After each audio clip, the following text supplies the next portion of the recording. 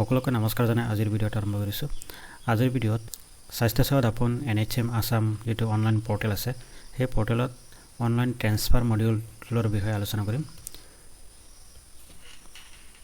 তো যিখিনি NHM employ transfer ল'ম বুলি ভাবি আছে তাহাঁতৰ কাৰণে এটা সুবৰ্ণ সুযোগ। তো NHM আসামৰ ফালৰ পৰা এটা নটিফিকেশ্যন জাৰি হৈছিলে, সেই নটিচটো হৈছে এনেকুৱা ধৰণৰ।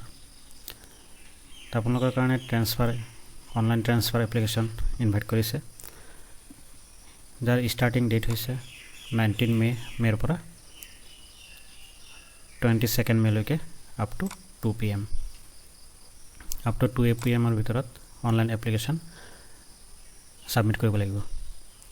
গতিকে এই এপ্লিকেশ্যনটো কেনেকৈ ছাবমিট কৰে এই বিষয়ে আজি ডিছকাছ কৰিম। আপোনালোকে ভিডিঅ'টো চাই ভাল পালে লাইক এণ্ড শ্বেয়াৰ কৰিব, লগতে চেনেলটো ছাবস্ক্ৰাইব কৰি দিব। সকলোকে এটা অনুৰোধ, যিসকল এমপ্লয়ে অনলাইন ট্ৰান্সফাৰ কৰিব পৰা নাই তাহাঁতৰ কাৰণে ভিডিঅ'টো শ্বেয়াৰ কৰি দিব, নিশ্চয় তাহাঁতৰো সুবিধা হ'ব। এতিয়া নেক্সট আমি স্বাস্থ্য সেৱা দাপোন NHM আসাম পোৰ্টেললৈ যাম। পোৰ্টেলত গৈ পেলাই আমি লগ ইন কৰি ট্ৰান্সফাৰ এপ্লিকেশ্যন কৰিম। এতিয়া পোৰ্টেলত যাবলৈ হ'লে আপোনালোকে গুগলত গৈ পেলাই চাৰ্চ কৰিব। এই যিটো IP এড্ৰেছ আছে, সংখ্যা কেইটা আছে এইকেইটা আপোনালোকে টাইপ কৰি এণ্টাৰ মাৰি দিব। এণ্টাৰ মাৰাৰ লগে লগে এই পেজটো আহি যাব। এইটো হৈছে স্বাস্থ্য সেৱা দাপোন NHM আসাম পোৰ্টেল। তো ইয়াতে চাওক, আমাৰ ট্ৰান্সফাৰৰ যিটো মডিউল আছে সেই মডিউলটো ইয়াতে নাই।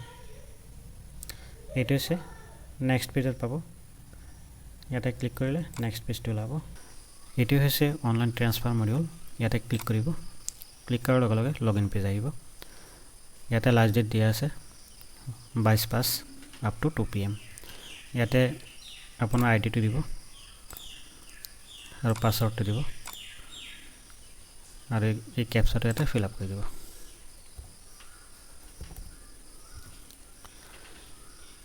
তো লগ ইন কৰাৰ আগতে ইয়াতে চাই লওক, employ those who want to change their earlier application please delete old application and submit new one, and who doesn't want to change just leave it as it is।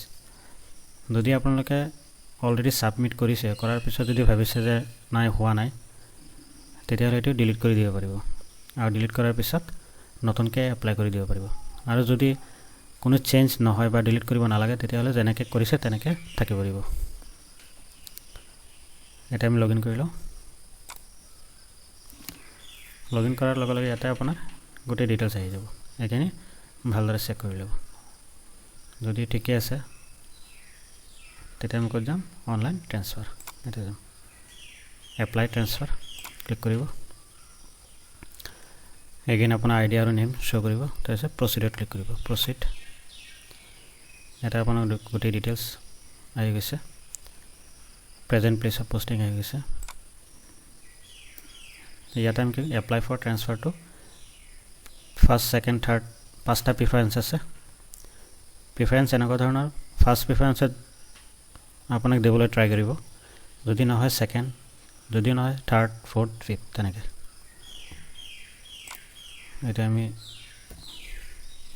প্ৰিফাৰেঞ্চখিনি দি দিম।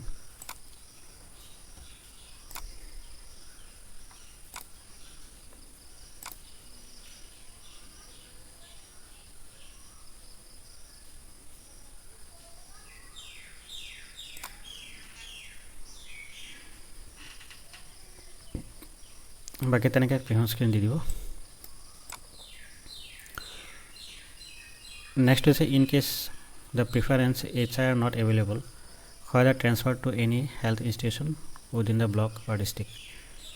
যদি আপোনাৰ প্ৰিফাৰেঞ্চত হেল্থ ইনষ্টিটিউশ্যন নাথাকে, তেতিয়াহ'লে আপোনাক block PHCৰ বা ডিষ্ট্ৰিক্টৰ যিকোনো প্লেচত দিব পাৰে বুলি সেইটো আপুনি একচেপ্ট কৰেনে নাই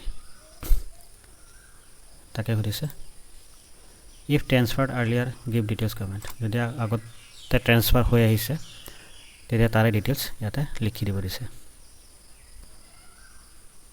নেক্সট আহিলে have you applied for transfer in last 6 months।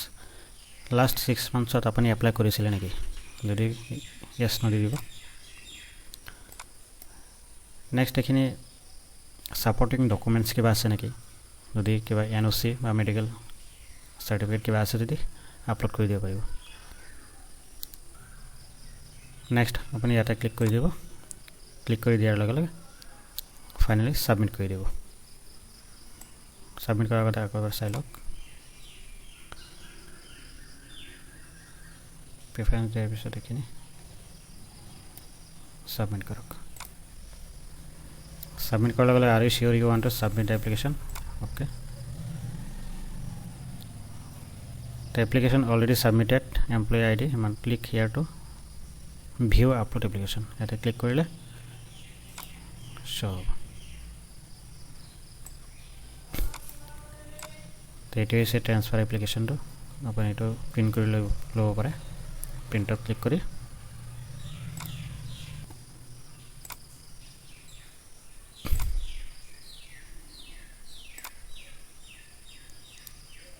মই এটা সেভ কৰি থৈছোঁ